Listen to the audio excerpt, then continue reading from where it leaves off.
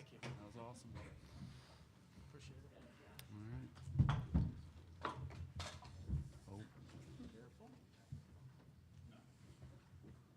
Oh. All right. We are joined by Florida Gulf Coast head coach Carl Smesko, along with Kirsten Bell and Carly C. We'll start with an opening statement from Coach, then we'll go to questions for the student athletes, then we'll come back to questions for Coach. Coach, the floor is yours. Well, I thought it was an outstanding game. I thought it's the kind of game you would expect from two teams that are in the top 25. I mean, it went back and forth. They were pounding the ball inside on us pretty good, and we were a little slow to make an adjustment, but I liked how tough we were down the stretch, and both of these two made huge baskets down the stretch for us. Came through clutch, but it was a great team effort. Everybody pulled together and found a way to hang on at the end. We'll take questions for the student athletes. If you have a question, please raise your hand and we'll get a mic to you. We'll start in the front row all the way here on the left-hand side. Just state your name and affiliation for the broadcast and for the players and coach to know. Hi, Aaron McFarling with the Roanoke Times of Virginia. Carly, that shot was obviously huge, clutch. No hesitation from you? Just kind of take us through your thoughts before and after. They all came in on dots, so I knew in that corner I had to be ready. And she got it to me, and I just shot it just like we do every day in practice. Yes. Follow up. And Kirsten, obviously you're playing with 4 fouls the entire fourth quarter. How did you manage that? And also, if you could take me through that last play where you passed it to her. I just knew that I had to play smart. Coach told me, he was like, I'm not going to be out that long in the fourth quarter, but when I go in, make smart plays, don't foul, don't get no stupid fouls. And I think I played pretty good defense in the fourth quarter. In that last play, I seen one of their players try to help, and then I just seen Carly wide open in the corner, and I gave it to her, and I had faith that she was going to knock it down, and that's what she did. All right, other questions? Okay, over here on the aisle. Gabe? Gabe Ehren for Herbie Sets. I was wondering if Brooke, that you could talk about TK's defense and just what she brought to the game today. TK's defense was excellent. She played really good on 5. Number 5 was a good player. She got up for threes, but TK locked her down, and I think she played really well. We knew number 5 was a key player. TK is one of our best defenders as well, so she shut her down, so she really helped us out there. Other questions in the room? Go back to Gabe on the aisle. So if early in the fourth quarter, Kitley goes crazy. Yeah. And then she had 42 points. Yes. Oh, she went, Lord. yeah, 42. That's a lot. Yeah. But then you guys kind of changed how you guys were defending the entry passes, and you were able to get a big steal. Just like how. I don't know if you want to tell me what you guys changed, but how did that change your defense? We just didn't, strike when we were supposed to, but we work on that every day. When they throw it into the post, we know we got to go in there and grab it. We don't let them get the dribbles, but we didn't change it up to the end of the game, but it helped us at the end, and we adjusted quickly. Okay. We'll go back to the front row here, and then we'll take 2 questions on Zoom. Kirsten, we knew you were confident coming into this. You told us that yesterday. But was there a moment in this game where it really felt like, okay, we're in control of this and we can really do this? I think we were up 9 in the third quarter, and then they came back. But I think when we had that lead, that was the confidence that we needed. And then they went on a run, but we knew that they were going to go on a run. So at the end, it matters about what team sticks together, and we stuck together. All right. We're going to go to Greg Hardwig on the Zoom. Greg, your line is open. Hey, Kirsten, I think Kitley made a bucket to make it 68-66, and TK brought the ball down, and you were, a little behind the arc there, but you just let it fly. Just talk about that and why you felt like shooting it there. I was just wide open. I felt confident in my shot. I knocked 2 down out of 8, but the 2 that I made was the ones that we really needed. All right. We're going to go to Sean Barry from Channel 2 in Florida. Go ahead, Sean. Your line is open. Kirsten, Carly, this one's for both of you. You guys left practice on Tuesday, and you told me, you had this belief that you could do it. Now, there's a difference between thinking you can do it and then, actually proving some doubters wrong and knocking off Virginia Tech. So just how good did that moment feel? Carly, start. We just had to play together as a team. We knew the whole year, how capable we are as a team. We have great players on this team, so when we just all put it together, I don't think anybody can really stop us. Like she said, nobody can really stop us if we all play team basketball, and I think that's what mattered the most this game was just sticking together and playing FGCU basketball. Anything else for the players? Okay, we'll go to one in the back of the room with Noah on the aisle. Just for coach? He said his for coach, yeah. Oh, okay. Anything else for the players? All right, you guys can head back to the locker Thank you, guys. room. Thank you, guys. Congratulations. Thank you. Thank you. All right, we'll continue with questions for Coach. We'll start with Noah on the aisle in the back. Coach, you guys end up with 15 threes, only one from Kendall. They really seemed keyed in on her. How important was, obviously Carly hits 4, the other players, and I guess what did the way they defended you guys force you guys to do offensively? Well, we knew that we were going to have to shoot a good percentage from 3 if we were going to win, and we thought we could stretch them out and maybe create some inside-out opportunities for threes. One 3 that may get overlooked because Carly hit that big one at the end was Emma hit a big 3 in the fourth quarter for us. And obviously Bell's in transition was huge. So we hit some big shots when we needed them, and then we were able to get just enough stops. They're really hard to guard. They've got really good offensive players all over the place, and their coach was making great adjustments. We just are happy that we're moving on and that we beat a great team.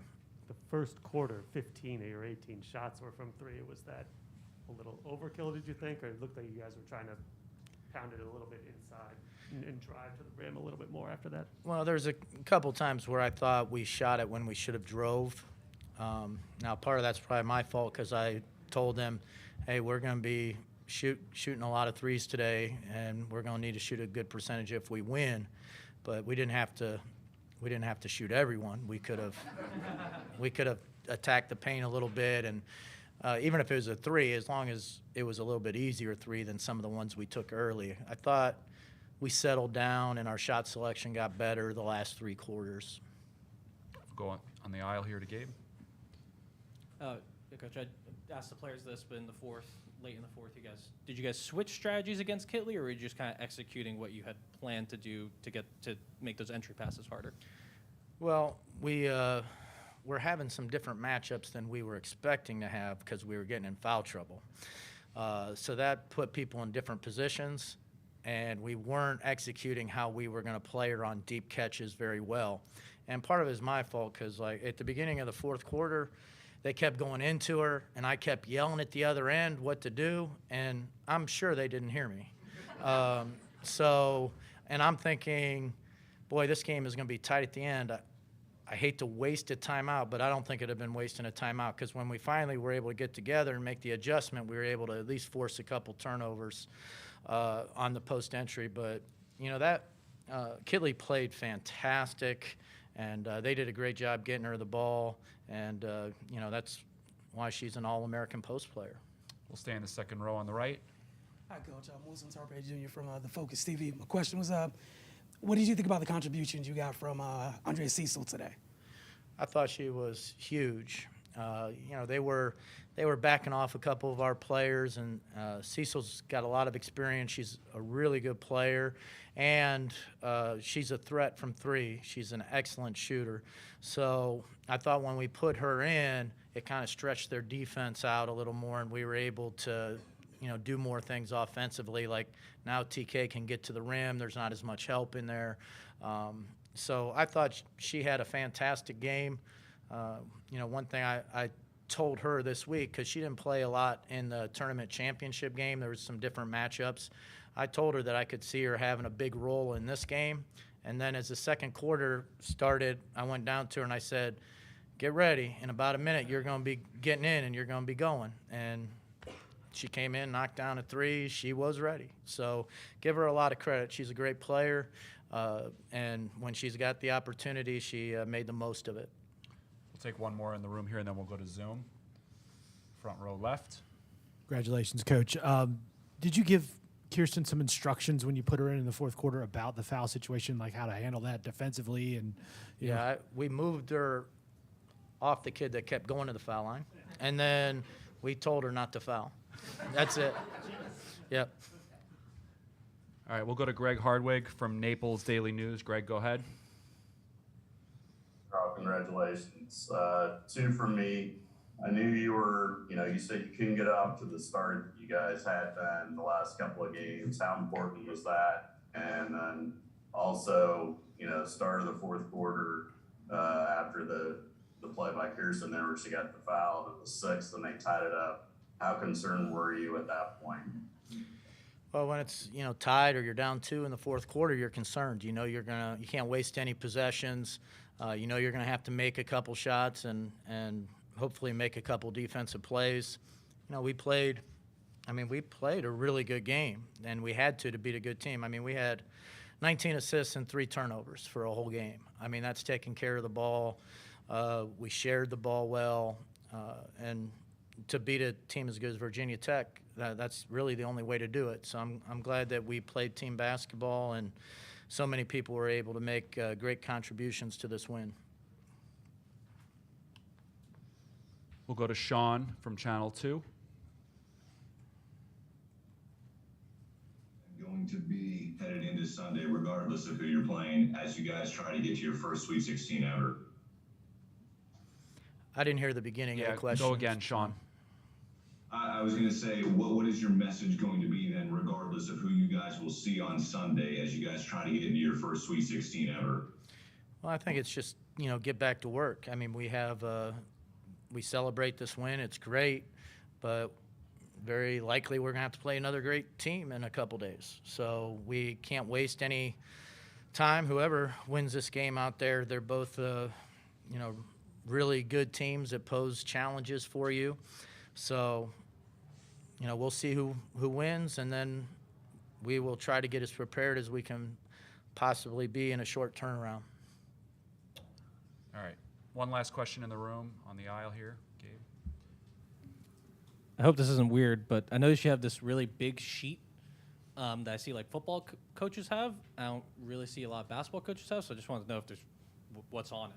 Yeah, it's like football coaches. Like, we've got plays and ideas that we want to execute during the game, and it's part of the game plan. I don't want to be, during a course of a week, I think there's certain things that will work against a certain team, and I don't want to have to remember all of it in the moment. So I have it written down, and as different situations come up, I can refer to it and have a couple things in mind going forward. It's definitely something that football coaches do, and I guess I do it as a basketball coach. All right. Thanks, Coach. Appreciate you stopping by. We'll see you tomorrow. Thank you very much.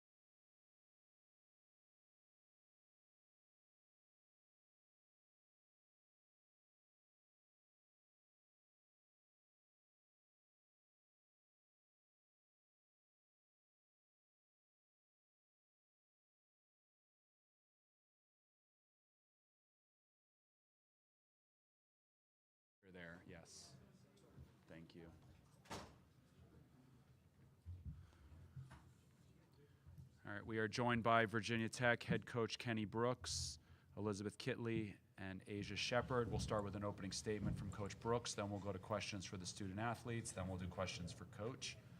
Coach?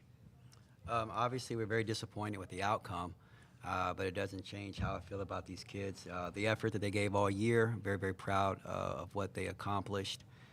Stings right now because we had high aspirations for this group. So stings right now, but I'm very, very proud of these kids and the effort they gave all year long. Questions for the student athletes, please raise your hand. We'll get a mic to you. We'll start in the front row here on the left side. State your name and affiliation. Chris Hirons with Tech Sideline. Liz, first off, how's the shoulder? And then what were you seeing that allowed you to be so successful today? Yeah, it's fine. Just, when the game gets going, it's not something you think about. And obviously I had a pretty large size advantage, so I knew that coming in, and so did a lot of stuff to take advantage of that. Stay on the side there, all the way far left. Eric Johnson, WSLS 10. This is for Asia. What can you say about their style of play? And it really seemed like their tempo kind of threw things off on the offensive end for you all. We knew coming in that they wanted to either shoot threes or layups, and give them credit. They hit shots when they needed to, but that's their style of play. Very similar to ours, but they hit a lot of timely shots. So. Aaron McFarling with the Roanoke Times. Liz, that three-pointer by C at the end, it looked like you were trying to rotate out there as quick as you could. How much of a challenge was that for you tonight, trying to get out on those shooters, and what did you see on that particular play? On that particular one, I think it was Bell in the paint, and I was there. The game plan was for me to be there to try and help KT, I think it was, and then to get out there as fast as I could, and if they make it, And she made them. She was, I think, 4 for 7 from 3. So credit to her. She stepped up.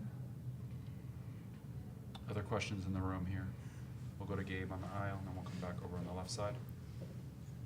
Gabe Ebering from Herb Stats. Asia, hate to ask this now, but I was just wondering if you had any chance over the past couple weeks to think about the legacy you're leaving at Tech and what you've accomplished here. No, like Coach has said, none of this has really hit me yet. But I'm just grateful for the opportunity to have played here and to be able to have my name in the record books is a plus. But the biggest thing that I'm proud of is that I received 2 degrees from Tech. So. We'll go back on the left-hand side, take a few more for the student athletes. Aisha, can I get your thoughts on Liz's performance today? Just school record points. Every time you throw it to her, she's scoring in the fourth quarter. Just when you're out there with her, what was that like to be able to watch her do that? She's phenomenal, but I think Coach would agree with me on this too. We knew this was coming. It's just that you all are now getting to see it, but she's phenomenal in every aspect of the word. And she works so hard at this, so I'm sad for her for the outcome, but the things that she's able to do and how she is able to take advantage of people's defense is amazing. So I'm just so happy for her, and it's exciting that she has a couple more years here. Anything else for student athletes? All right, you guys can head back to the locker room. Congratulations on a good season. Thank you. We'll continue with questions for Coach. If you have a question for Coach, please raise your hand. All right, we'll go to the back of the room on the aisle.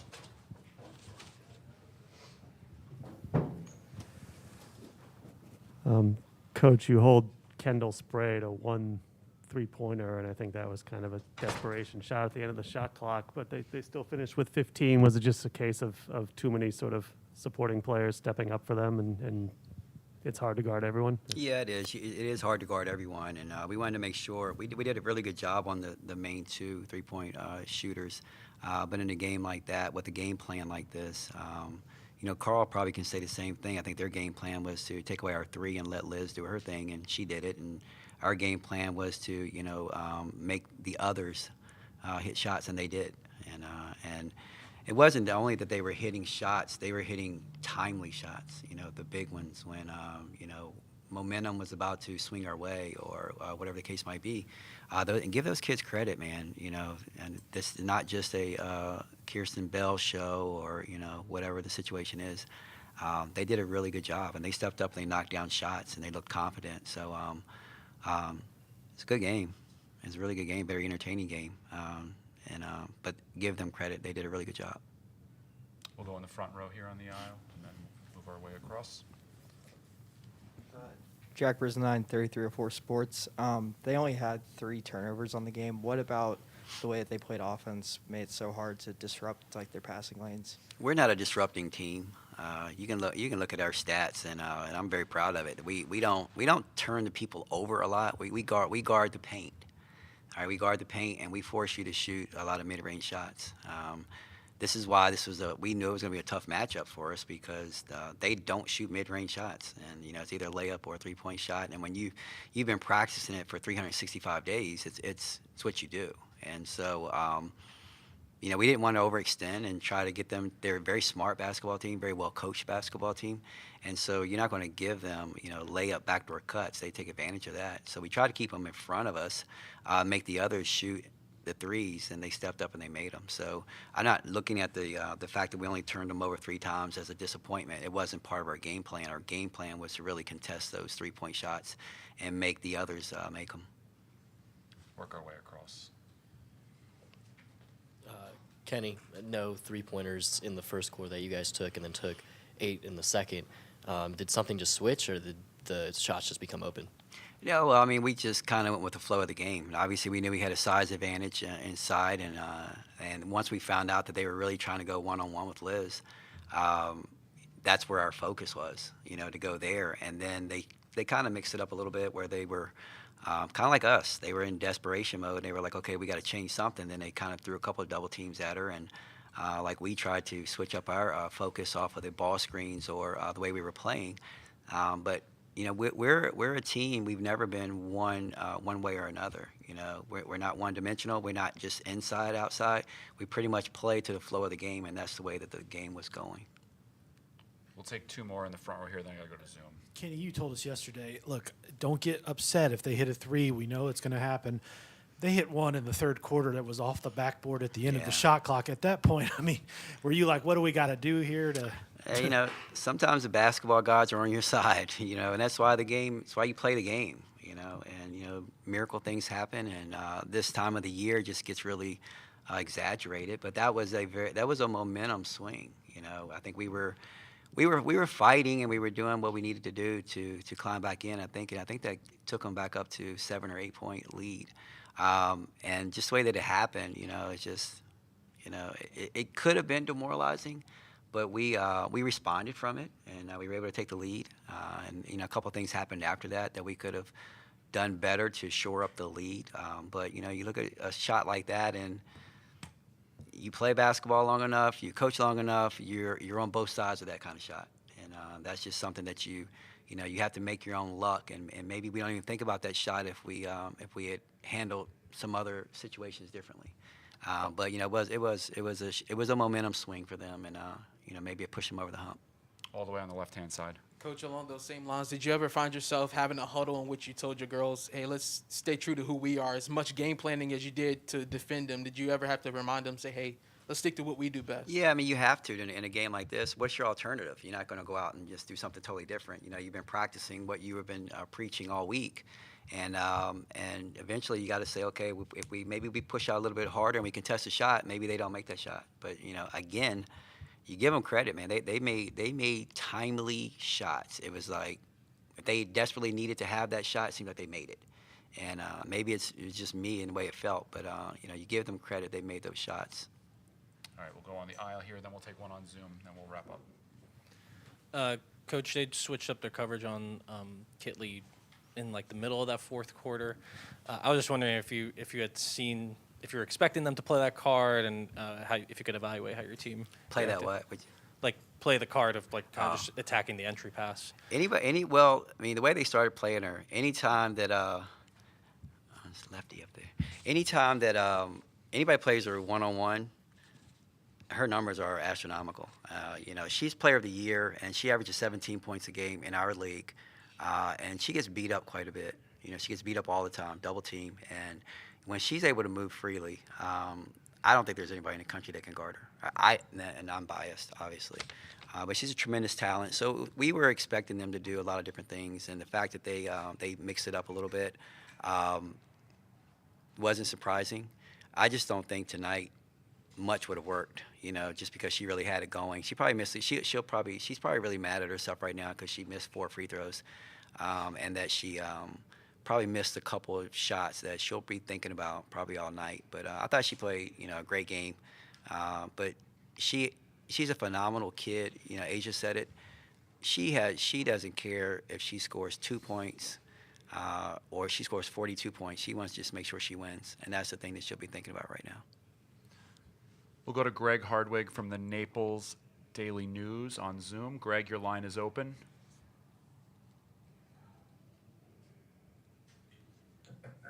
Hey, Coach, as you mentioned, some other players hit threes for them, but when you had taken a 68-66 lead and Bell got one pretty much in transition, just your thoughts on her hitting a shot like that. Well, my thoughts on her hitting that particular shot was that we were very, very frustrated after the fact because it was a miscommunication in transition.